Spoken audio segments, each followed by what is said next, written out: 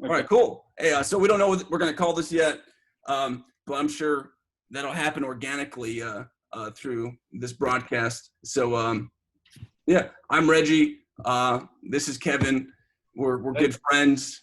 We know each other from the military. We're in the same unit. I'll let Kevin talk about his experience if he wants to, but personally, I was a mechanic in the 82nd Airborne, falling out of perfectly good airplanes for no good reason. I got out in 2009 because I didn't know that the economy was collapsing because I was a dumb young kid. And man, there it is. Met Kevin in about 2015, known him for about 5 years. You want to share any of your experience? Or? Sure. Yeah, I was a medic, and I got to do work in both the clinic and on the line. So it was a good rounded experience. I learned a lot. Yeah, it was a fun time. I kind of wish I would have stayed inactive also. Yeah, right, man. Everything changes. Oh yeah. It's a whole different world. Yeah, you just make the best decision with the information you have at the time, and that's kind of what happened. So I think that's a great point, man. That's all you can do is do your best. Hey, have you read the 4 Agreements? 4 Agreements, no. Yeah, so it's this book. My uncle gave it to me, the 4 Agreements. And basically this guy talks about all of these agreements we make with ourselves, pretty much like how we build our construct of our universe. And maybe when you're a kid, your parent tells you that you have an ugly voice and you make that agreement with yourself that you have an ugly voice and you no longer want to sing, that kind of thing. But it's weird that you said you do your best with the information that you get, because these are the 4 agreements. The first one's be impeccable with your word. So speak with integrity, say only what you mean, avoid using the word to speak against yourself or to gossip about others, use the power of your word in the direction of truth and love. He says essentially that words are magic things, that they have like this magic energy, and anybody that's speaking negatively is using dark magic all the time and they are unaware of it. Like this whole society is constructed to support and to like feed off of this dark magic. But if you're speaking out of a place of truth and love, it's white magic, and you can't go wrong. The second one is don't take anything personally. So as long as you're speaking with the truth and you're not taking anything personally, then it's pretty much adding on each agreement. The third one's don't make any assumptions. So find the courage to ask questions, to express what you really mean. Communicate as clearly as possible to avoid misunderstandings, sadness, and drama.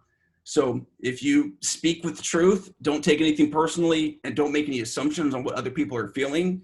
I mean, it really lays out the path to success. I know I'm talking a lot, but who cares? And the fourth one rather, is always do your best.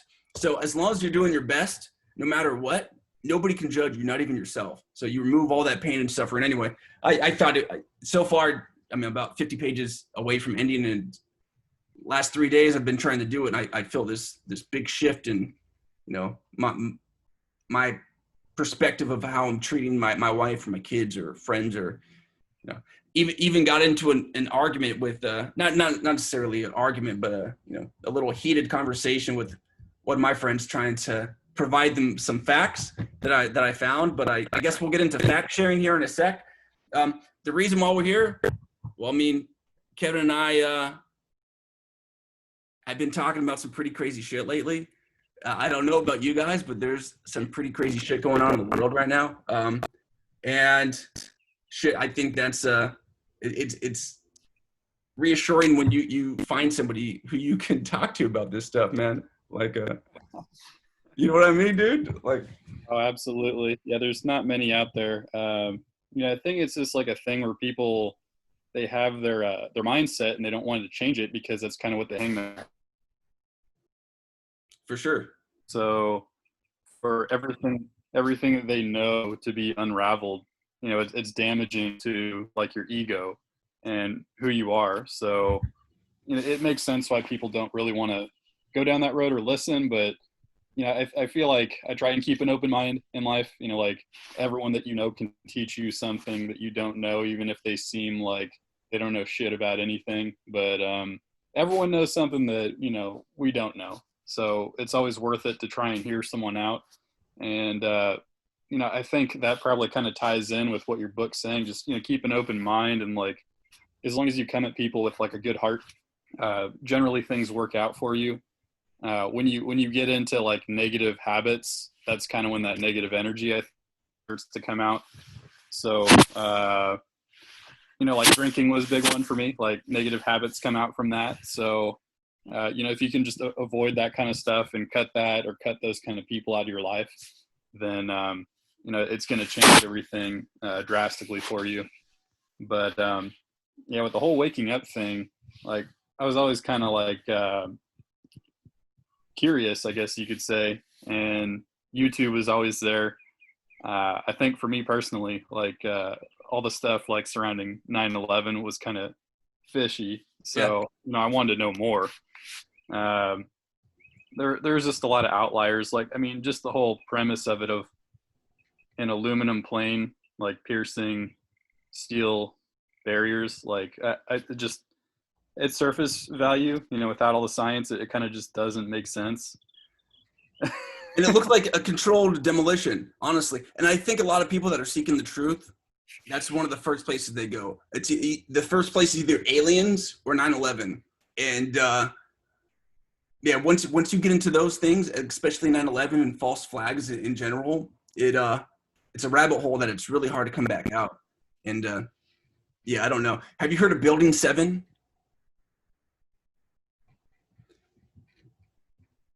Building 7, everyone heard about Building 6. Building 6 is this building that was nowhere near the World Trade Center, and out of nowhere, it just controlled demolition. Boom, went straight down. But I guess Building 7 is this whole other building that even a lot of truthers don't know about or talk about. But anyway, so you said some interesting stuff, and I think we're jumping in. So you said once you woke up and once you're awake. So for you, man, what's that mean to you as far as like being awake in today's society? Because I think if we define that, I mean, it'll be easier for people who are listening to this to understand, because some people who are SJWs or social justice warriors, they're woke to all the racism and they're woke to be politically correct. So that's not the kind of awakeness or wokeness we're talking about. So can you elaborate on what we're talking about as far as being awake, and then maybe we can jump into how we woke up, and then I mean, I'm pretty sure it's going to go organically from there, man. Sure. So yeah, I mean, it sounds like more of what we're talking about is the whole red pill movement of just taking it back to the reference from the first movie, The Matrix, where here's the red pill or here's the blue pill. If you take the blue pill, you wake up like nothing ever happened. But I've always wanted to know more. I've always been curious about everything. So it's just kind of like understanding what runs everything, because we have this like mindset in America that like, oh, if you vote and you work hard and you do this and that and like you do everything you're supposed to, everything will just work out. But it's not necessarily how it works. I think that the cards can be stacked again.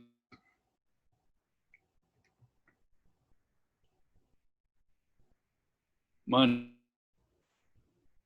You're cutting in and out, but keep going. You're good. I hear you. Have money in politics. You can sway voters and that kind of thing to pretty much do whatever you want. You don't have to tell them all the information. And if you're making an important decision like that without knowing all the information, it's pretty detrimental. But that's kind of what they want you to do, is not know all the information. Sure. Information like the whole thing in California with the gas tax, the way they worded it when it came time to vote for it, it seemed like, oh my gosh, this would be like super beneficial for everything. But then they don't talk about like the negatives to it. And, now they're talking about like repealing Prop 13, which would basically, if you owned a house here your whole life, you would have to pay increased property taxes. And that's one of the things living in California lucrative, but it's just like the secretive methods that they use to kind of hide everything or obscure it. So you don't really know what's going on, and you just kind of turn over all of your power to them being politicians. So, once you kind of shine some light on that, I think you start to understand more about what's going on. you kind of get an idea on what they're doing, who they're associating with, and why. And it makes things abundantly clear. Awesome. Yeah. For me, I agree with all those things. For me, waking up means, have you ever heard of Plato's allegory of the cave? No. All right, let me pull up a.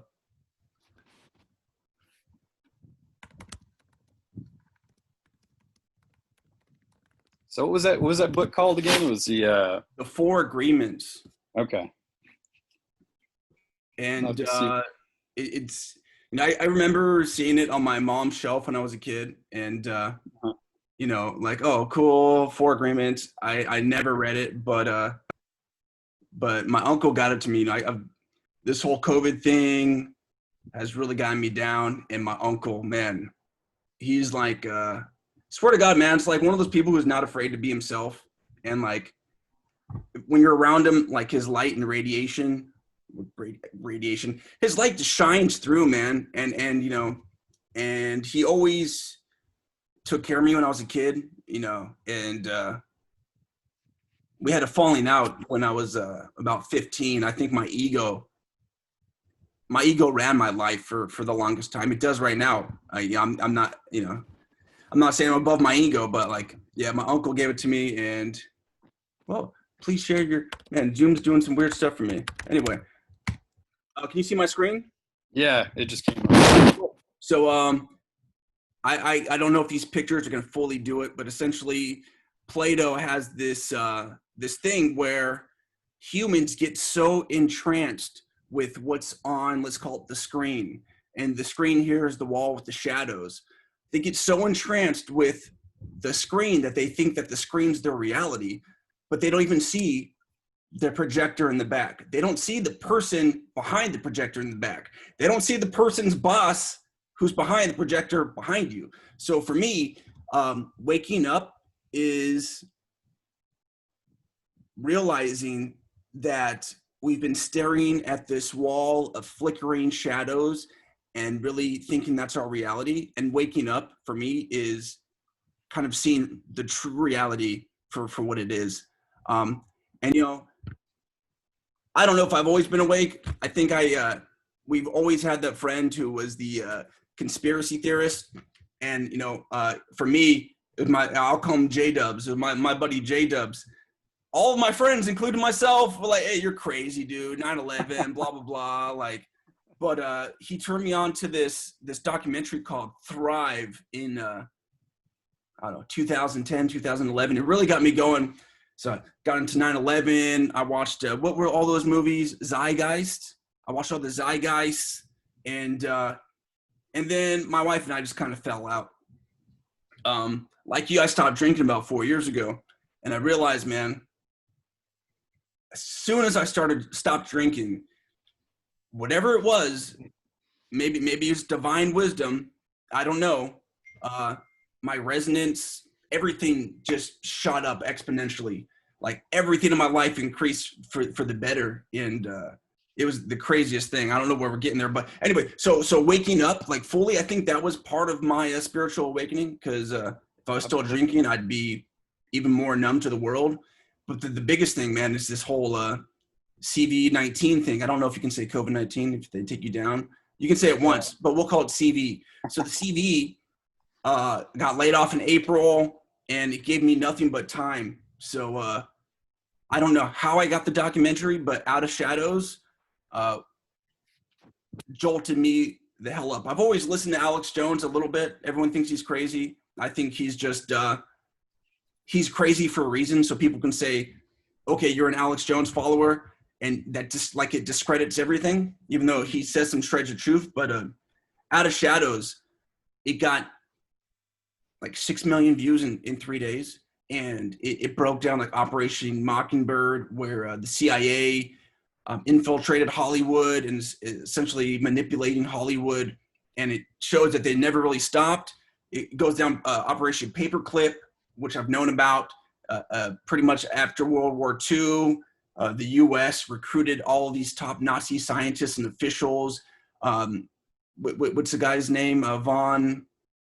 Warren von Braun, Uh-huh. the head of NASA. I might be wrong, hey, babe, fact check that. Just joking. There's no babe there. She's walking the kids. Anyway, so the head of NASA originally, when it was established, was a Nazi. So all of those things, and man, it's not only the fact that all of that information was laid out in a clear and concise manner, and you can go to CIA.gov or org, whatever it is, and confirm all those things. I think the thing that did it for me is when you searched Out of Shadows on YouTube and you could not find it. Like, they literally suppressed it. And from there, documentaries, documents, different people have just really woke me the hell up. And it's hard, man. It's hard to talk to people who aren't fully aware because, well, frankly, I think even if you present them information, they don't do the work to go through it because they just discredit everything as false. It's so easy to say conspiracy, Well, but what they say is, oh, well, other experts have already done the legwork, so I don't need to. And it's sure. just, it's like, well, who are these experts? Like, you have polls on some of the mainstream media, and they say, oh, we fact checked it, and it's like, and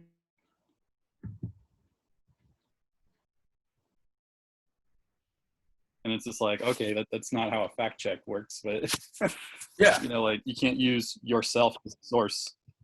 yeah. I mean, did you see this one where But, they said Trump was using a Nazi symbol for his shirt? Did you see that? no, I didn't see that one. Okay, so they we can pull it up in a second. And you know what? Let's just do it. And anyway, while I'm pulling this up, man, like how did you wake up? What was your process? So yeah, I mean, like, it was YouTube and the 9/11 stuff, really, because it just didn't seem right. I was pretty young when it happened, but like, the more you think about it, it just makes less sense. And then there was like the phone call that a woman made from a cell phone at, like, I think it was 30,000 feet or something like that. And that phone call couldn't have been made with the technology at the time. There was even a group that went out there and they tried to test cellular reception with phones with the same technology for the time period. And they tried several different elevations, and you couldn't have made a phone call while you're traveling that fast either. The cell towers would have difficulty triangulating your position to connect a call, but somehow several people were able to make calls with like pretty good quality. And some connected, some left a message, and that was really odd to me. I think that documentary was Loose Change, the one that kind of started it for me. I've always been interested to know more about stuff, but what is it? You got like the 9/11 Commission and all that. A report that just, they didn't do their due diligence to turn every rock. They just kind of went with like, all right, we're going to do the very basic amount, and this is what happened. And it's just like, I don't understand how anyone ever truly knows exactly what happened with something that you weren't there. So like, for them to discern like, oh, this is exactly what happened, it just seems odd. And then like the whole thing with one of the guy's passports falling out and it being perfectly intact, and they found that and they're like, oh, this guy did it. And it's just like, you just found his perfectly intact passport on the ground, like there's no other artifacts from the crash or anything. And that just seemed very fishy. So I want to know more.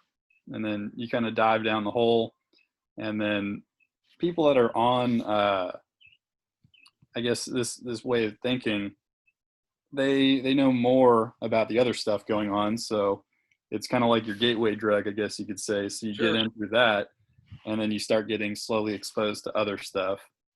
And that's how it worked for me. Man, and on top of, I mean, we can talk about 9/11 all day. I'm sure people do all day, but there was a massive Air Force exercise with fighter jets going on that day. The day before, I believe the Bushes were honoring the Bin Laden family in New York the day before. all of this went down, and apparently Osama bin Laden was the person who was the mastermind behind this. I mean, I honestly feel from stuff I've read and heard that bin Laden was our ally to some extent, just like Fidel Castro or some of these other revolutionaries. Even who was man, I'm going to get crucified with this. Who was the guy from Iraq that we killed? Saddam Hussein. Oh yeah, Saddam Hussein. Gaddafi. Oh, Gaddafi too. I mean, I think all of these people our government are working with, and then as soon as they try to take power for themselves, they get killeried. I mean, I don't know, man. But you gotta go. yeah, you gotta go. All right, so this is what I was talking about, man. I mean, it makes a lot of sense. Like if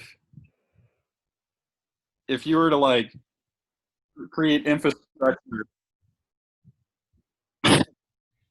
No, you're good. You're riffing. Go ahead, man.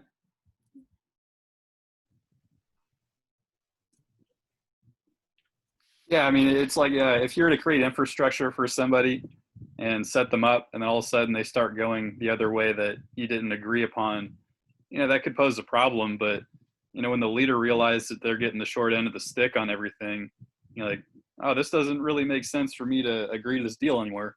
And then that's when they have bad things happen. So I agree, man. So this is what I was talking about. This is Trump's America First T-shirt. Standpoint, if someone's not holding up their end of the bargain that you agreed with, then you cut it off. So this is Trump's American First T-shirt. This is the shirt that he's wearing on his campaign. And all right, cool.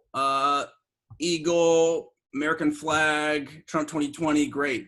But people said, "Oh, look, Trump is using Nazi symbols on his T-shirt." Actually. All right, so I don't know if people are familiar. This symbol has been around long before Nazi Germany, and the Marines have a symbol that is very similar to this. Nancy Pelosi has the same exact symbol, an eagle on top of a globe on hers. But when it comes down to fact checking, that's why I brought this up. Somebody fact checked and said it's true. Donald Trump is using a Nazi sign for his campaign, and that was the headline of this article. When you scroll down the article, the person says, "Yes, we fact checked that somebody accused Trump of wearing a Nazi symbol, and that's true." It's like, yes, we know that's true because that's what the story's about, is the accusation. But the way they set it up was to manipulate you to think that it's actually true. A lot of people don't actually read articles. They read the headline or maybe the first paragraph. They don't get down to the bottom to see where the real information is. But that's just one of the ways that the media manipulates information to get people riled up, man. It's crazy. It's crazy. So you were talking about the military event before 9/11 that they're practicing. Have you heard of like Event 201 or Clade X? I've heard Event 21. So Event 201 was like Yates. It was his version of practicing with the pandemic for the coronavirus. And Clade X was, I think, I'm not sure if it was the same thing or something that was very similar, but it dealt with the pandemic, and they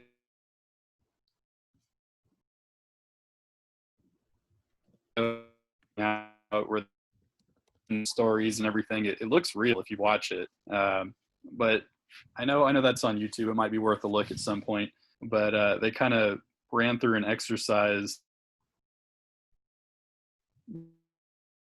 That's how the military does it too, though. Like if you're going to do something, you practice before you execute. So you go through several times, and then when it comes time to do the real thing, you have an idea of what's going on, Sure, or how to handle any shortcomings. You can work out all the kinks, essentially. yeah. So that was super interesting to me, because that's kind of, it's like the same thing. Whenever there's some kind of huge event, there's usually a military exercise that is going on concurrently, and it's just kind of odd. So, all right. So I know we were talking the other day about events, and that it seems like every month in 2020 that there's a new event. Do you want to talk about any of those? I mean, it's hard not to talk about it, and I mean, 2020 is weird because it's set up to like, if you are having a conversation, it's probably about the election or COVID-19. It's hard to talk about anything else because we're not allowed to do anything else. I can't go to fucking jujitsu. I mean, I can go running and ride my bike, but I'm not really trying to hang around all my friends. Like, you can't go see a new movie. You can't go to a concert. You can't do anything. So what do you got to talk about? Oh, you only have the most emotionally charged topics to talk about within your family. Okay, cool. Hey, mom, why are you voting for Biden? Because I'm not voting for Trump. Oh, why don't you like Trump? I just don't. But it's like, tell me why. Tell me why. I'd love to have a discussion about it. Like, that's my main thing is like when I present information to people or if I express my ideas. I mean, you ever heard of Bill Cooper? No, lay it on me. So he's some guy that did several interviews in the 90s, and he kind of talks about all of this. It's kind of interesting because for someone like, I don't know, almost 30 years ago to be talking about this, it's interesting to me. And like, why did none of this show up anywhere? But he talks about the idea of the Roman circus, of sports and television just kind of being like a distraction. So whatever is going on can fly under the radar because everyone's so tied up in sports and television shows or movies that they don't really care about the corruption that's occurring. He's got a video where he kind of lays it down a little more eloquently than I do, but that's the meat and potatoes of it. It's a pretty interesting thing. I would check out some of his stuff because really I think that's what it is. Whenever like something happens or there's some kind of scandal, there's the news cycle gets filled up with something that is unrelated to the most important event. Sure. You have the Ghislaine Maxwell thing going on. Like, I'm kind of surprised that there's not something else that they're talking about right now, but also they're not paying a lot of attention to that case when that case I think is very important. The Ghislaine Maxwell case? Yeah, that's extremely important to kind of figure out what's going on all ends of the spectrum there. Hey, but Kevin. Yeah. We got to remember, man, COVID cases are going up. They're going up and nobody's doing anything about it, man. All right. Hey, so I have heard of Behold a Pale Horse. Actually, young Pharaoh was talking about Behold a Pale Horse. Didn't know it was Bill Cooper here. So, yeah, this guy seemed extremely interesting, and I've heard a lot of good things about that book. In Behold a Pale Horse, Cooper proposed that AIDS was the result of a conspiracy to decrease the population of blacks, Hispanics, and homosexuals. In 2000, South Africa's Minister of Health, Monto, it's there, received criticism for distributing the chapter discussing this theory to senior South African government officials. Man, yeah, he broke it all down, man. Oh, UFOs, Kennedy assassination. Yeah, he all talks conspiracies, right? A lot of controversial stuff. All right, so this month we had Ghislaine Maxwell. Let's just lay all the events out, and maybe we'll find some juicy bits to talk about. So biggest events, the CV. I almost said it. He who shall not be named. All right, so the biggest events, the CV. We had murder hornets. Definitely the riots and all the racial stuff going on. Yeah, that's crazy. And I think the riots and stuff are still going on in New York. 2 days ago, man, the Chamber of Commerce in Portland, Oregon was almost lit on fire. There's a lot of shit going on that is under the guise of peaceful protesting. Sure. I mean, I think I saw a stat that there was like a 200% increase in murder. It might have been more, but that's pretty terrifying because, you know, with a lot of police retiring early because they're just done with it or just walking out, you know, there's no one there to keep the peace, essentially. So people are just kind of doing whatever they want. And that's the kind of society you have when you either don't have police or you don't have enough, and that comes from defunding them. So it's a pretty controversial topic, you know, like without anyone there to uphold the law, you know, you have lawlessness. That seems pretty simple, like a simple concept to me. Yeah, but Kevin, you got to remember, man, the law is just a white man's tool. It's all just a white man construct. You know, lawlessness is, you know, it's not really a thing. I'm 100% on board with you, dude. I saw a similar statistic. I'm looking for it. It was like an increase, a 256% increase in violent crimes in New York. And we all know they've done the biggest slash of defunding police. I think there was 500 officers that were reassigned. The types of officers were plain clothes officers. Somebody can fact check me, but I'm pretty sure that's correct. They were plain clothes officers. The impact being that if you see a policeman in a police uniform and a police car, you're probably not going to do the crime you want. But when you think nobody's watching, that's when you do the crimes, and that's what these police officers were doing. And no shit that there's increasing killing and murder and violent crimes when people. It's essentially the purge, man. That's what I told my wife right when this shit happened. It was the purge. Talk about predictive programming. They came out with the Purge 3. It was essentially the Black Purge. Yeah. It was essentially the Black Purge. You watch the trailer, it looks like a Black Lives Matter protest, and people are it's crazy, man. It's crazy. And it's a rabbit hole. There's so many rabbit holes there, man. I mean, we're not going to get to all of them, but all right, let's keep going with events. What other events did we have? Well, there's this the whole thing with like the possibility of a World War III.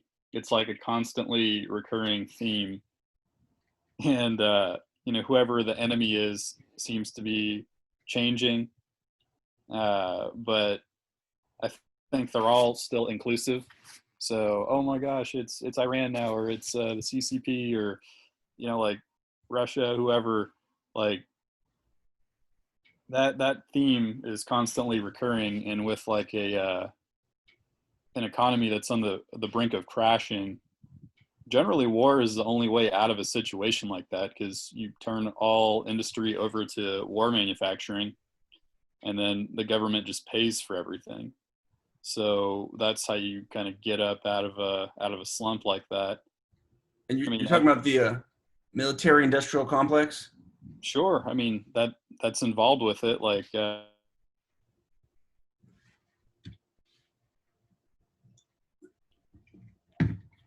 couldn't wash your own laundry, so they were paying, you know, they were paying a contractor to wash your laundry for you.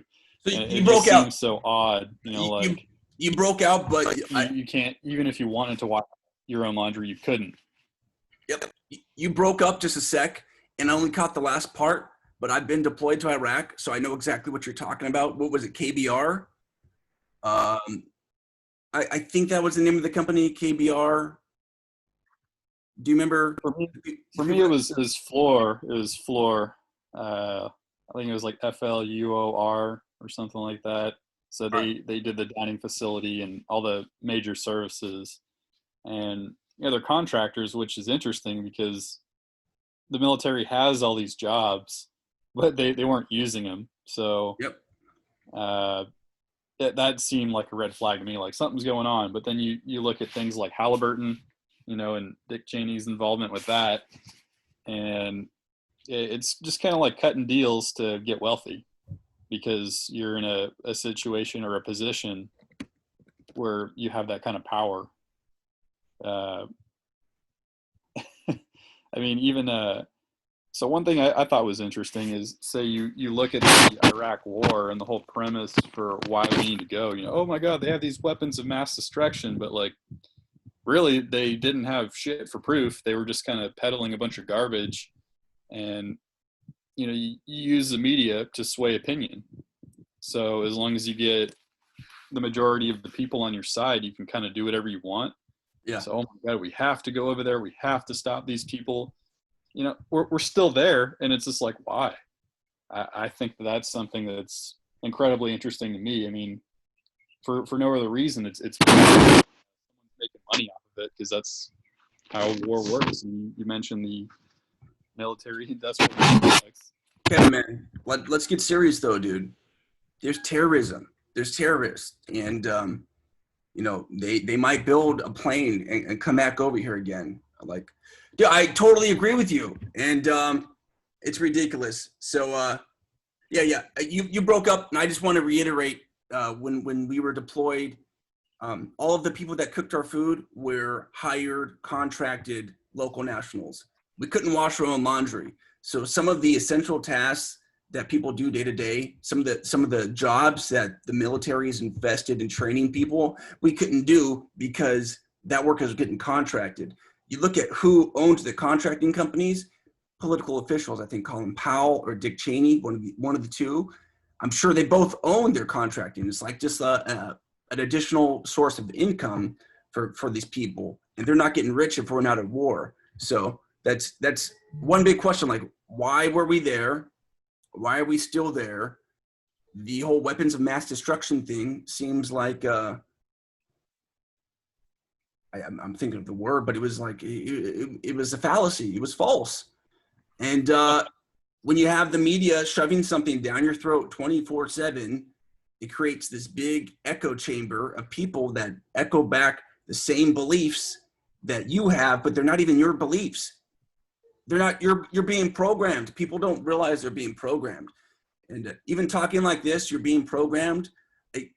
95% of my friends will be like, okay, conspiracy person. It's like, you don't even know, man. And you don't even want to put the effort in to try to get to know. Like, even if I provided you a diagram that shows all of the major media people, Anderson Cooper, Don Lemon, the list goes on, Chris Cuomo, these people are all connected. They're all connected, and man, and nobody cares, and everyone thinks it's all connected. Reggie, it's all connected.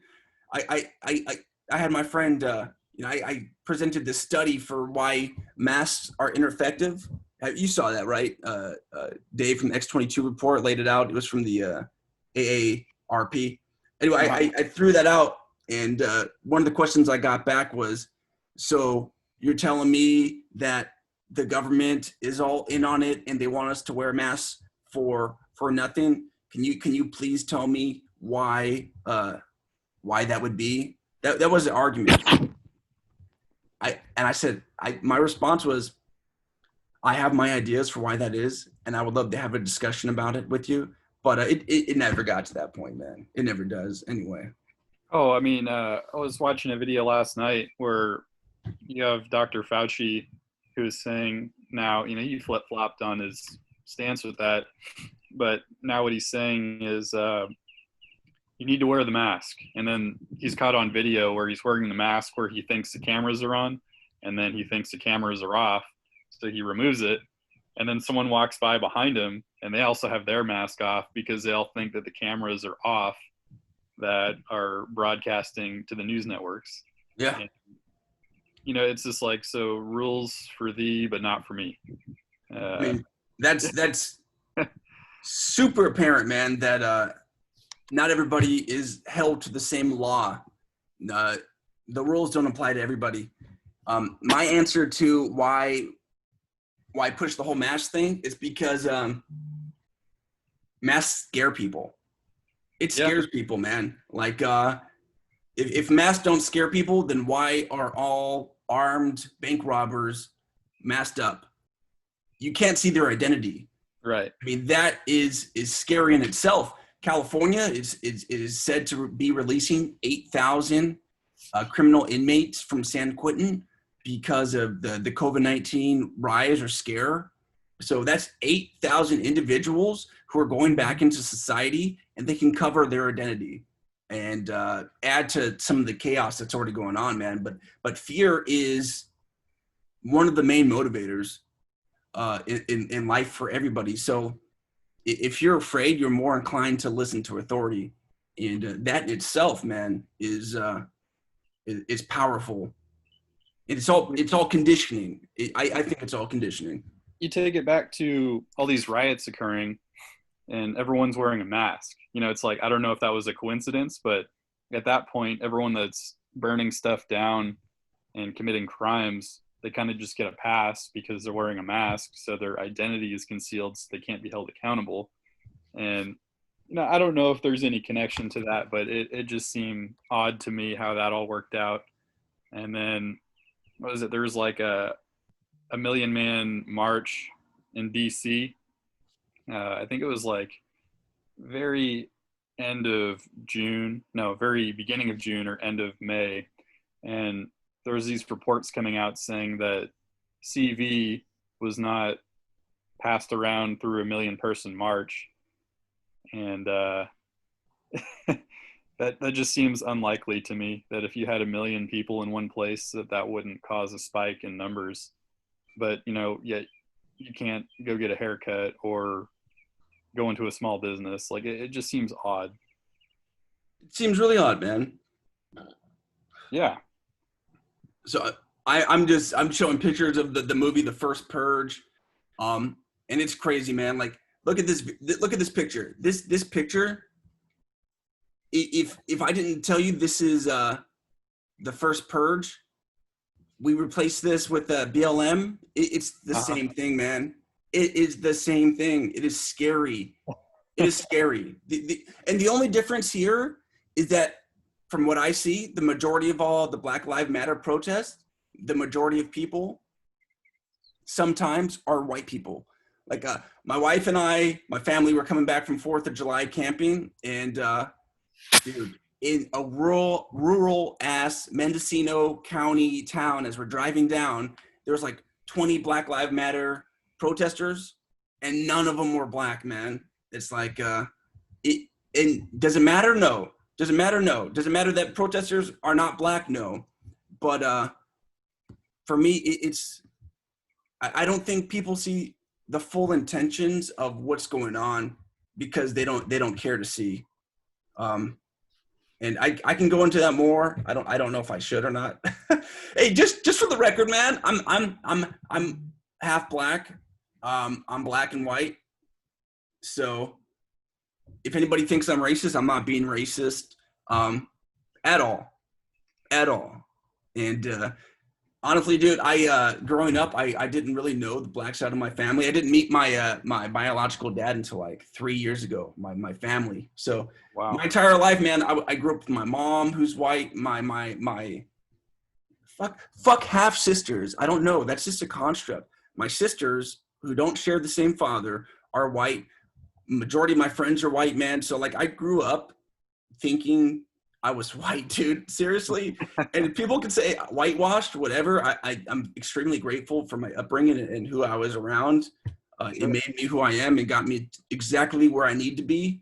But man, it makes it so I'm a little more objective in the things that I'm observing. Have you seen where the Black Lives Matter donations go to?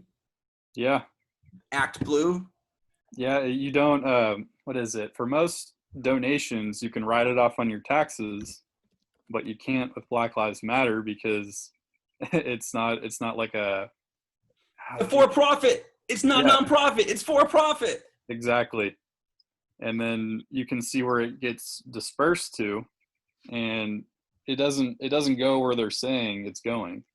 All right, let's I've never actually done it myself, man, but let's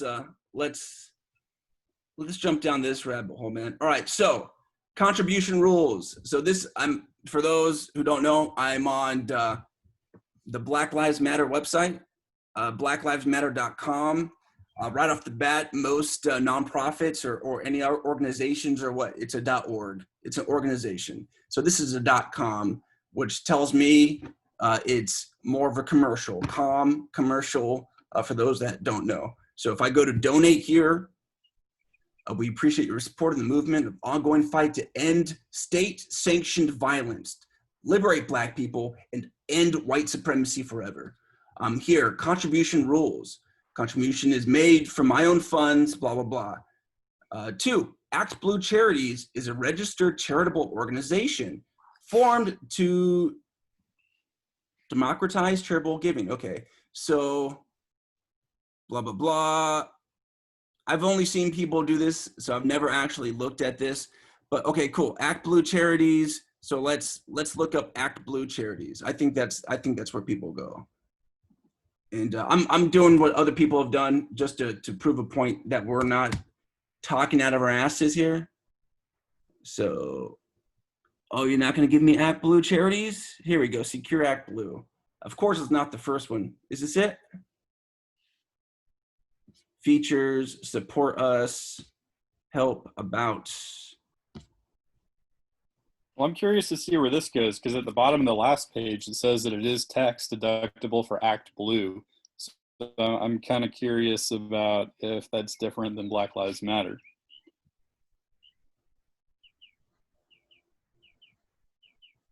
So where do you, okay, support for campaigns and organizations about Act Blue, recurring contributions. I've never actually expressed this, explored this myself. I've seen people do this for campaigns and organizations. Getting started, working, the dashboard. Wow. Hopefully I didn't back myself into a corner here, man, because I've seen people do it. Here, while I'm figuring this out, man, any other observations about any of this stuff? Didn't mean to go down this rabbit hole, man. So let me stop sharing until I can figure out how to do it. Sure. One of the things that I thought was interesting was you were making like the counter argument of like, oh, we have to be over in the Middle East because of terrorism and everything. And, you know, I don't know a whole lot about it. I think you know more than I do about the whole General Flynn thing. But I thought, tell me if I'm wrong, I thought that he discovered that we're kind of creating the problem in Syria with terrorism. And he recognized it and he was going to say something. And then all of a sudden now he's involved in this large court case that could pretty much strip him of like everything that he's ever done for the military. I don't, is that close to what? So I know that he was President Trump's incoming national security advisor. He was there when President Obama and Biden were essentially weaponizing the FBI and intelligence agencies to go over and surveil the Trump organization.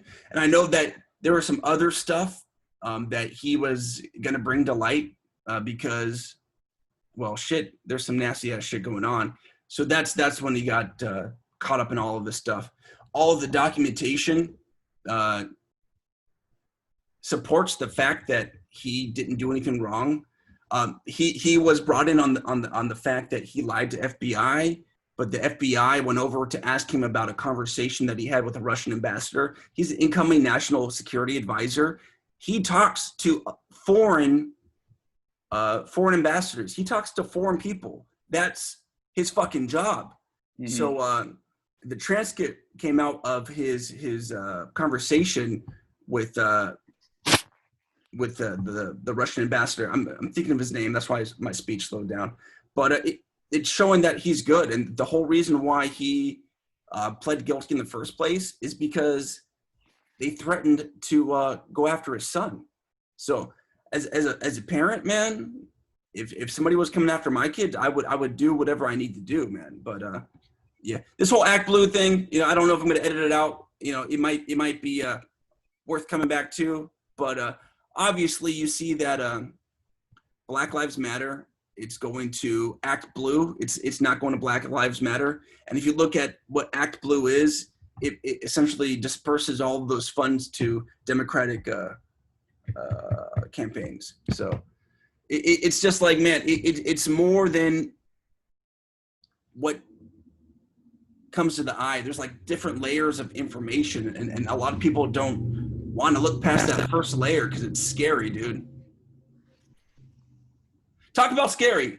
My wife and I, and dude, you're one of the first people I reached out to when this happened because it was fucking terrifying. So my wife and I were in the backyard. We're talking about like our survival plan. Like we already have all of our camp gear, like kind of compressed in one corner. And I told my wife, hey, you know what we should be doing? We should be running drills and seeing how long it takes us to load up all of our gear in the truck and get the fuck out of here. So we're talking about this. We go in the backyard and we see this little star and it's going, and then it just does some weird shit and just exponentially goes faster and faster. And we're trying to trace it. And then all of a sudden there's this big robotic noise that just pounds down. You can hear it echo off the roofs.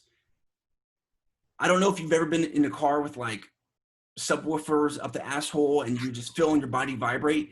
That's what it was. As soon as I say it's gone, we just got fucking shocked. I had goosebumps. I'm getting goosebumps right now. I had goosebumps for an hour afterwards. And yeah, we looked at each other like, did you hear that? And my wife is recording. I don't know how or why. And we go back and we caught this fucking sound on tape. It was terrifying. I don't know if it's gonna pick it up if I play it. I'm just gonna try it anyway. But I don't know what it was, man. It was terrifying. And well, yeah, you sent the video over to me and I heard the sound, and I've never heard anything like that. Maybe it's worth it to get out a little more in the evening and start looking at the skies. You know what the crazy thing is, man?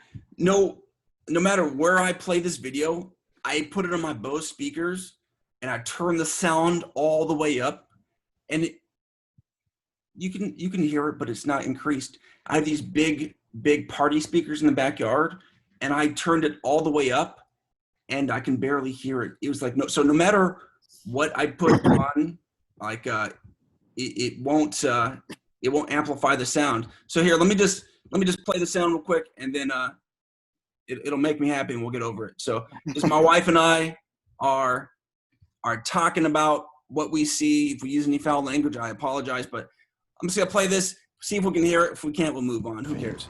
Oh, weird. It's going down. Did it get lighter? Ooh, did it get lighter as it ascended? Oh, what is that shit, dude? It's gone. You hear that? No, it's not playing on here. It's not letting me pick up. I heard it. You heard it on your end? Yeah, it about 56, 57 seconds. It's 56 on the dot. It's crazy. So if you picked it up, but there's some other crazy sounds right before and right after. And at 1:23, I hear a faint, help me. I don't know if I'm looking too much into it, man, but I'm getting chills again. It's scary stuff. So talking about going back to events, Operation Bluebeam. What's going on? But that's pretty odd and terrifying when it happens in your own backyard. Dude, it was absolutely terrifying. And like, you're the one, like my wife tried to send it to other people and the signal was not going through. And my heart rate was going a million times a second because I know that they're able to block out communications. And I was like, oh man. So I sent it to you. I started recording my wife's recording of not being able to send it because I was like, oh man, they're coming for us. But no, man. But so I don't know if that's an event. I don't know what's going on. But yeah, going back to events, Operation Bluebeam. People think it's going to happen this year. I don't know. What do you think, man?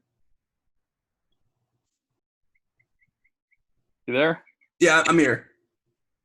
I think I cut out. I must have. I don't know. It started getting real choppy, and then it just kicked me out. But I'm back.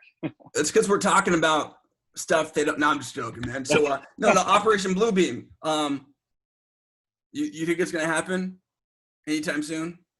I think it's possible. I mean, I think that would be like a culminating event. I think to some degree, it might already be happening. So for those of you that don't know about Operation Bluebeam, there's this. Now for this, I will say it's a conspiracy theory because there's no proof of it yet that I've known. But supposedly, the government is going to use like these top-notch 3D projectors and sound emitting devices to project either an alien attack from space, or they're going to project all the religious leaders of the continent. So for us, we're a Christian nation, it would be Jesus Christ. Maybe in the Middle East or in Asia, it'd be Buddha or Muhammad, whoever it is.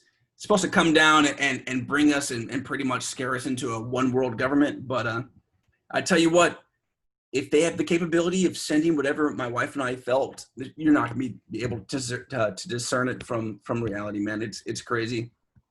So Super crazy stuff.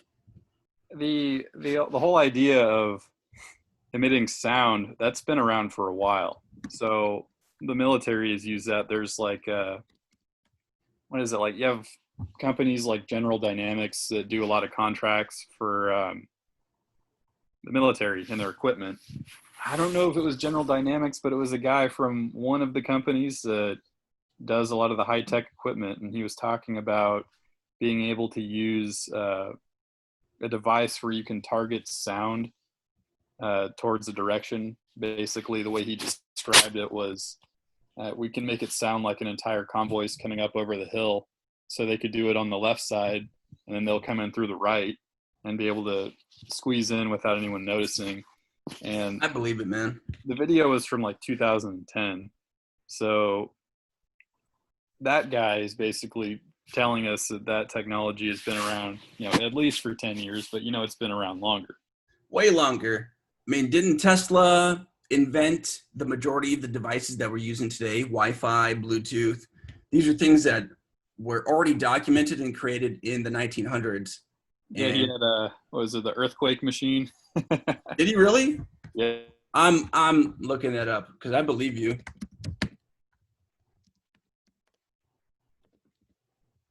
Yeah, that's one of the things that comes up here. That's crazy. I mean, the other thing was free energy. Yeah, you learned how to tap into the ionosphere. Is that what it's called? It makes sense to me why. Sure. I mean, you got the whole the HARP thing where that's supposed to be able to alter the ionosphere. I'm not sure if that's still active, but that's supposed to be in Alaska. They say that they shut it down, but who knows? Who knows, man? Information warfare. But sure. Dude, so like I think one of the things I'm best at, and one of the my friends know about me, is that like I have a still trap when it comes to movies. Like I can listen to, it depends on the movie, but like if I'm in the other room and I just hear like the first 10 seconds of the music or the dialogue, I can say, oh, that's Black Hawk Down.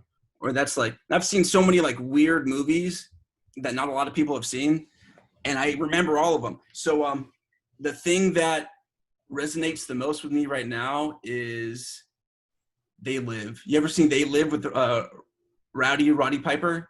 I haven't seen the whole thing. I've seen parts of it, but yeah, that's the whole thing with like the glasses where like he's given the glasses and you can see what's really going on versus what you're told. Yeah. So yeah, he gets these glasses, and when he puts on the glasses, he sees reality for what it is. Like, so he's looking at a billboard, and he looks at the billboard, and it's an ad for Pepsi, and when he puts on the glasses, it says "marry and reproduce," or "obey," or "no thought," "conform," "consume," "buy," "watch TV." One of the biggest ones: sleep. Sleep 8 hours, play 8 hours, work 8 hours. So we see in all these things, all these messages that nobody else sees unless you have the glasses. And for me, man, like that is what it feels like to be awake and trying to interact with other people. Because for us, like we've got these glasses, and I'm pretty sure we have the right glasses on, but we're seeing reality for what it is. And there's a scene that South Park made fun of. Are you aware of that? When Timmy and Jimmy fight. So No. Timmy and Jimmy, they're two handicapped individuals, and they essentially have this fight scene where they beat the shit out of each other with crutches. And they took that scene straight out of They Live. But Really? It's funny because in They Live, Roddy Piper is fighting his friend, trying to get him to put on the glasses, and the guy's like, "Fuck you," and he's like just beating the shit out of him until he finally wins and he forces him to put on the glasses. That's what I feel like it's with my family and friends right now, man. Like I'm trying to do what's right and to let them know what's going on, and it's really like that hard, dude. It's that hard to get people to put the glasses on, you know. Well, it's kind of funny that you mentioned that because that's like an 80s movie, right? I think it's late 80s. But it seems like a lot of the 80s movies kind of go over topics that what we're in today. So I think it was Demolition Man. Yes. With Sylvester Stallone, and like basically you're not allowed to say certain things. Like if you curse, like you get a ticket that prints out and it can hear you anywhere. Yeah. So that's kind of like there's certain things you can and cannot say, basically. Absolutely. I agree, man. Interesting concept. So this is they're going at it, and like literally he's just beating this fight goes on for 5 minutes. And they're just beating the shit out of each other. There's like a 2x4, and the whole time he's just like, "I don't want to hurt you. Just put on the glasses, man." And he goes, "Fuck your glasses." So you see here, he's like, just put them on. And my friend's like, "No, CNN, CBS, Biden." And I'm like, "Oh shit, dude, you're winning." But eventually, he gets the guy to put the glasses on. So many things, man. We lost him for a sec. I'm sure he'll pop back up. So, so the other day I asked you if you'd listen to Bob Marley, and you said you are a Bob Marley fan. Some of his lyrics, man, are just given the stuff that I know right now, some of his lyrics are terrifying. And the thing about Bob Marley is he spread this message of love and joy. And I really do think that like pure love, there's nothing that can fuck with it. There's nothing that can fuck with love. Like Right. Hate breeds hate. Love breeds love. If somebody's trying to spew toxicity at you and you just give them love, it doesn't affect you, it affects them. But so let me just pull this up. Could there be love, right? Could there be love lyrics? I just want to get your idea of what this would be. And what That's a good point. Like, the whole thing with love breeding love and hate breeding hate. If you look at the news, there's a lot of hate on there. Like there's almost never anything good. And when that's the case, if all you're exposed to is negativity, it's going to wear off on you. Yeah. Dude, my wife, the other day, she said, what if we're living in hell? What if this is hell? And the more I think of it, I'm like, man, what, you know the, what is it? There's 7 hermetic principles, and one of them is polarity. One is as beloved, so below, as above, so below. That's like this big thing, as above, so below. So what's really going on, what we really think, it's probably the opposite. And that's with everything is going on. So what if we're really in hell and we're trying to break out and invade heaven? I don't know. I thought that would be an interesting concept. All right. So can you see the screen? Yeah. All right, so Bob Marley, Could This Be Love? Don't let them fool you or even try to school you. We've got a mind of our own, so go to hell if what you're thinking is not right. Love would never leave us alone. Out of the darkness, there must come light. All right, so it goes, maybe it wasn't this one. Okay, yeah, don't let them change you or even rearrange you. We've got a life to live. Only the fittest of the fittest shall survive. Maybe it's not this one, man. There's another one. Preacher man, don't tell me. What song is that? Oh, I don't know, but I still think those lyrics in this song are pretty interesting. Okay, so what stands out to you? Well, don't let them fool you or even try and school you, because like you think of the academia right now, it's very slanted on what you learn in academia at this point in time. So it's tough. Like I've had to write papers where, I fully supported socialism when I don't. Get out of here. I'm just like, oh yeah, it's great. And you write all these things and you don't agree with it, but if you rock the boat, you risk getting a poor grade. So we're getting canceled, bro. So, I wrote a paper about how great socialism is and I got an A, but praise the leader. The leader is great. Right. Most of the writing teachers that I've had though, or professors, they will, say as long as you can uphold your point, I don't care what the view is, as long as it has, a leg to stand on or a few legs and it's a strong argument, then I don't care what the opinion is. But, I don't think that's always true.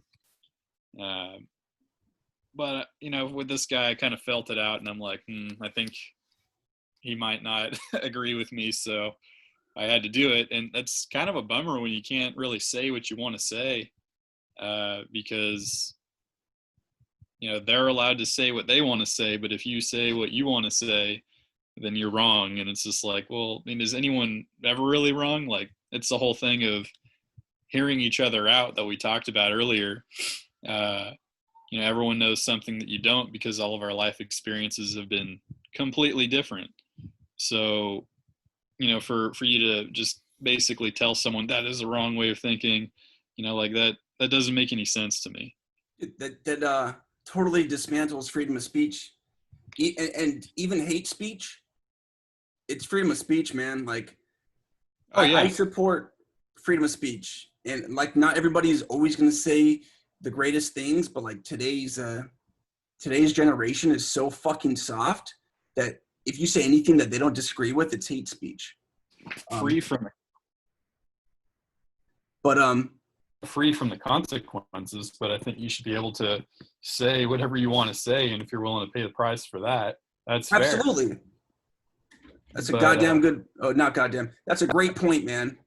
Edit that part out. Anyway, all right, so yeah, we got a mind of our own, so go to hell if what you're thinking is not right. So while you're pointing your fingers, someone else is judging you. Dude, this is crazy, man. But this is really what I wanted to get at. Get up, stand up lyrics, dude. All right. Preacher man, don't tell me heaven is under the earth. I know you don't know what life is really worth. It's not all that glitters is gold. Half the story has never been told. So now you see the light, stand up for your rights. Most people think great God will come from the skies, take away everything and make everybody feel high. But if you know what your life is worth, you will look for yours on earth. And now you see the light, stand up for your rights. I don't know, but this is the crazy, man. We're sick and tired of your isms, schisms game, dying and going to heaven in a Jesus name.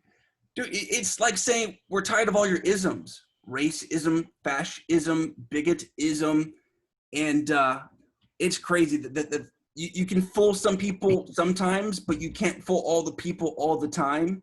So now we see the light. We're going to stand up for our rights. It just resonated, man, especially if you if you listen to all the theories, and Preacher Man Don't Tell Me Heaven is Under the Earth, I don't get that, man. But I mean, flat earthers think that this is a level plane with the dome. It goes back to what my wife was saying. Like, what if we're really in hell? Heaven, I don't know, dude. I just thought it was really interesting. I thought it was interesting. I lost you, but I can't hear you anymore. You hear me? I can hear you now, yeah. Okay, so you brought up Von Braun, the head of NASA, like the very first guy. I guess on his gravestone, he has like a Bible verse that goes back to the idea of the firmament. Can you I can hear you, but it sounds a little muffled. Okay. That's way better. That's way better. So it's a Bible verse that kind of delves into the whole idea of a firmament, which it's like, why would that guy have that on his gravestone? It was just like really interesting to me. Yep, I know exactly what you're talking about. It's right here. Werner von Braun. So we were right about the name of the person, the Nazi scientist. And he has Psalms 19:1. The heavens declare the glory of God, and the firmament showeth his handiwork. What? It's kind of odd, right? It's like, why would I don't understand why you'd have that on your. I mean, I don't know. Maybe there's some kind of other meaning to it that I'm not seeing. But well, shit, let's break it down. So the heavens declare the glory of God. Pretty self-explanatory. And the firmament showeth his handiwork. Firmament. Okay, so I know a lot of my I actually I'm making assumptions on what people know, but their firmament, let's break that down and get into that. So in biblical cosmology, the firmament is the vast solid dome created by God on the second day to divide the primal sea into the upper and lower portions so that the dry land can appear. Then God said, let there be firmament in the midst of the waters, and let it divide the waters from the waters.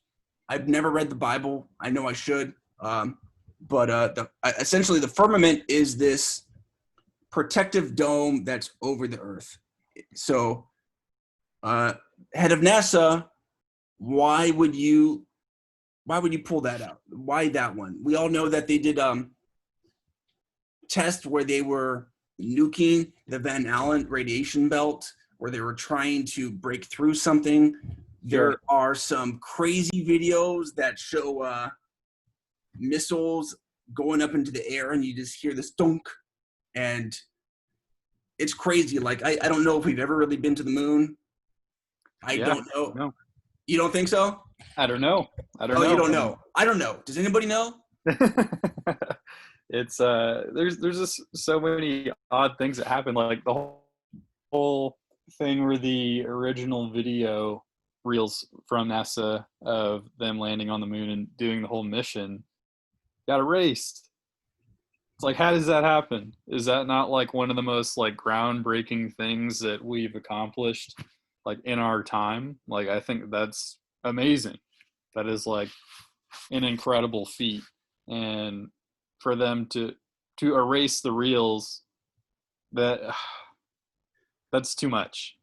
And what else? There's an interview with a NASA scientist saying we had the technology, but now we don't, or we can't go back because we lost the technology. How do you lose the technology, man? And a lot of people say that Stanley Kubrick was involved in the moon landing.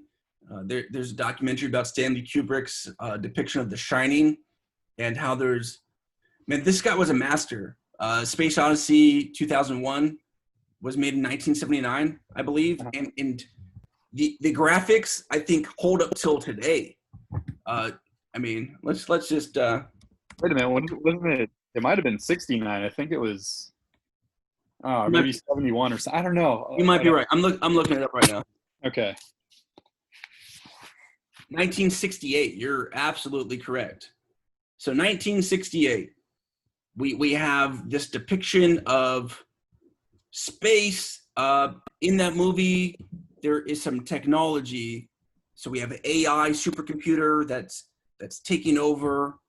I'm not sure if you remember the movie, but in that movie, there's like there are tablets, there's flat screen computers that people are talking to each other on, and the movie was ahead of its time. And a lot of people say that Stanley Kubrick was involved in faking the moon landing, and he felt extremely. Oh no! Don't end the meeting, end the screen share. Ooh, that was close. And I'm not even screen sharing. So this was what I was referring to. Whew, that was a close one. So yeah, just it was just ahead of its time, the movie and some of the stuff it showed. It was crazy, man. And then he was murdered right before Eyes Wide Shut got released, and that depicted like secret societies of very rich people in a Hollywood type environment. I mean, come on, man.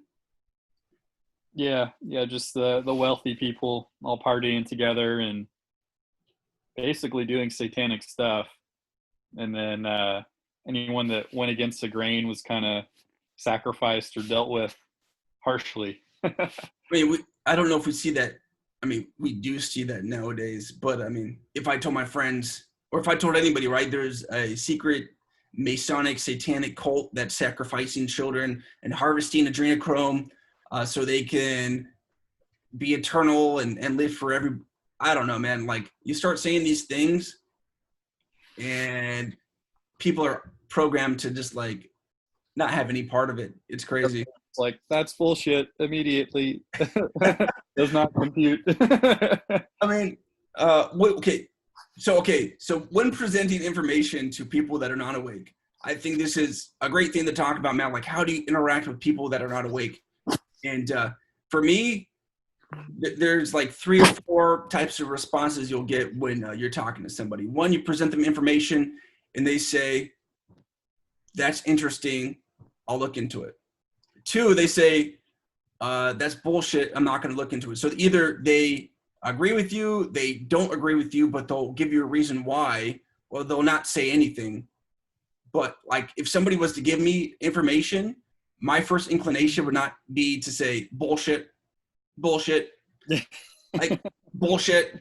There was a statistic that through June of this year, Hong Kong only had 4 deaths, and now they're up to like 7 deaths total, coronavirus included. So if I were to provide you that information, hey man, did you know Hong Kong only has 7 deaths, and you know it's 7.5 million people living on top of each other? Like, at least say, oh, that's weird, I'll look into it. No, bullshit. It's like, it's crazy, dude. Oh yeah. You gotta you almost have to like grease the wheels when you do that. You have to start small and build your way up, and it takes so much time. But one of the funny things is you kind of mentioned stats like that. I think there was something going on in Florida recently where they were saying that their test results for CV were like 100% positive or like 99.8% positive. And it's just like, okay, that seems odd. Like, how is every single person that you test positive? And then after it was looked into and there was an inquiry made, it went down to like 9%. Yeah, a lot of these hospitals went down to 9%, 6%. And it's like these states are messing with their numbers to keep the fear alive. A lot of people think that this is to push mail-in voting because mail-in voting has a higher risk of fraud. Sure. But yeah, this is where I'm getting this from. Updated July 16, 2020. That's today for those that don't know. So Hong Kong, China, 1,656 cases. Deaths, it went up by 3, 10 deaths. 10 coronavirus deaths. If this virus is what we think it is, how does this make sense? So let's pretend that you're the person that's still asleep and I know it's hard to act like it. So you know what? How about I'll play the person that's still asleep, and you are the woke friend, and you're trying to just tell me hey man, did you know there's only 10 deaths in Hong Kong? So let's role play real quick. You ask me that question, I'll give you the standard answer that I've heard. So let's go. I'm asleep. I'm still asleep, but I'm sleepwalking. So go ahead and ask me the question. This is what I hear. So you cut out. So just I'm gonna play the person who's asleep, and you play the woke person. So just ask me like, hey man, did you know there's only 10 coronavirus deaths in Hong Kong? What do you think of that? Just do that, and I'll play devil's advocate. Hey man, did you see in the news that there's only 10 deaths that occurred in Hong Kong, China? Yeah, Kevin, but China is already used to wearing masks, and they already know how to deal with viruses. So I really don't see that as that. And then I would say, well, then why is there an increase in bubonic plague and a new strain of SARS that are occurring right now in China? Oh, they just know how to take care of it. Their processes are bullshit, man. Come on, like that's one of the things, dude. Like my friends are like, this whole thing has been totally mismanaged. It's like, okay, the president doesn't manage each state, and if at any point the president were to take control of the entire country and lock us all down, what's the first thing everybody would say? He's a dictator. He's taken over control. So I think, in my eyes, in my perspective, from what I've read and from what I've watched, he's giving people enough rope so they can hang themselves. Chris Cuomo, he pushed the government. Chris Cuomo is a reporter. Cuomo, governor of New York. Chris and Andrew, I believe. Yeah, Andrew Cuomo, governor of New York. He forced a whole bunch of sick, elderly people to go back into nursing homes, infected them, and that's what caused 75% of all their deaths. So that's California. They're shutting us down again for the second time. I looked at it in my county. It's a 0.078 death rate. Okay, so he's giving people enough rope to hang themselves. And what did he just do? He just said, okay, yeah, we're going to stop fucking around. Now we're just going to have all of our reporting go to the central database instead of individually to CDC. Oh, shit. Oh, fuck. Now what?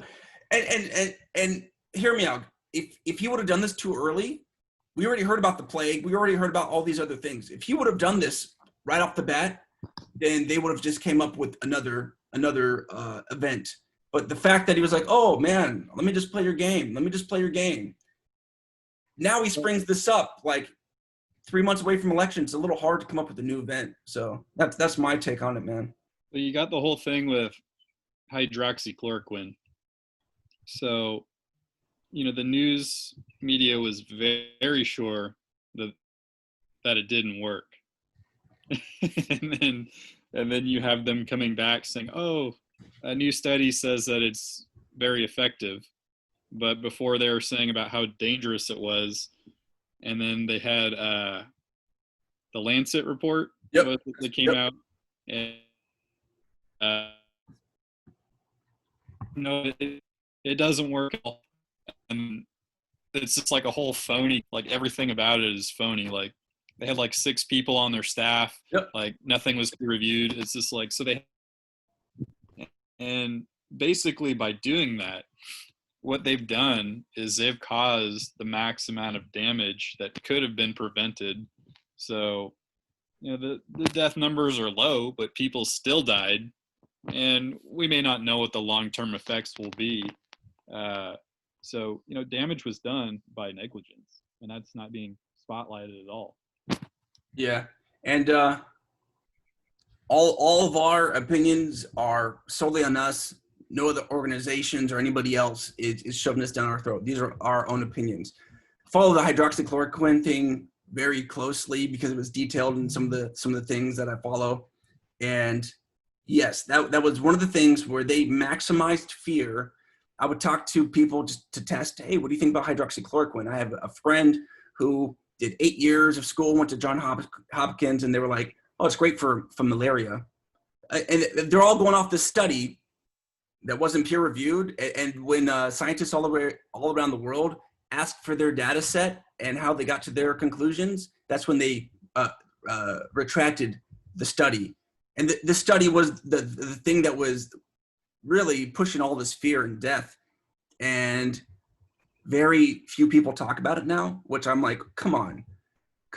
The whole inject yourself with bleach and Lysol, like as much as I think that the president doesn't always construct his sentences the best, sometimes I think he does this on purpose, because anybody can go back and say he never once said to inject yourself with bleach or Lysol. And there are technologies that have that give you UV light within your body, and it's shown to kill the coronavirus. So it's weird, man. It's really weird. Oh yeah. I mean, just about. Okay, so there are certain people that will take literally whatever you say. Your sound went down again. You hear me? Yeah, I can hear you now. So there are people that will take your words and twist it to whatever perception that they want, that fits what they want it to mean. That doesn't make sense. Instead of hearing someone out and saying, like, let me try and understand what you're saying, they don't want to understand.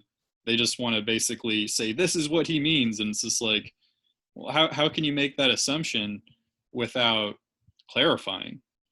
So essentially what the news is doing is they'll take anything that he says, president, and they'll just contort the words until it means anything. I mean, I don't know if that's what he meant, but how can they be so sure that that's what he means?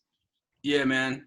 And there's so many examples of the media doing this. Like AG Barr, he was given an interview where he was talking about the rule of law, and the person running the segment cut it out right before he finished the statement. He says, see, AG Barr doesn't care about the rule of law. And then if you look at the full video, the very next word he says is, but we need to. He goes into it, and the media is just distorting what's actually happening. Going back to the allegory of the caveman, like the TV is the cave, dude. The TV is the cave wall, and people are thinking the shadows are what's really going on. Mm-hmm. It's crazy, dude. I don't know. So my mission, I think, is just to. I think I'm gonna stop trying to argue with my friends to get them to see things from my point of view, or at least listen. There's very few people that are wanting to do that, so I'm just gonna seek out people that man, I just saw that how that statement is probably not the right statement, man. Because the last thing I want to do is just talk to an echo chamber. Sure. I don't want to hear people that just confirm my own opinions. Yeah. But the opposition is CNN. Well, I mean, it's good to never give up. You just do things subtle. Like whenever something odd happens, I always like to bring up subtle things that kind of make people jump at the bit or question it, perhaps. Like you just pick something small rather than like, I'm going to lay Project Bluebeam on you. It's just like, it's so hard not to, though. It's so hard not to. Yeah, I mean, like, you start doing stuff like that, people will just completely close up because it's just like, I don't even know what you're talking about here. You crazy fuck. Shut up. Like, so I don't have time for that. You got to just start small and get your foot in the door and then create that wedge. And then eventually, if they can understand what you're saying and see for themselves, it's going to open the entire door, and then they're going to become curious and want to know more themselves. So yeah, I mean, never quitting. I think that's a good thing on that end, because it's important to continue the fight. Yeah, man. So you believe in predictive programming? Sure.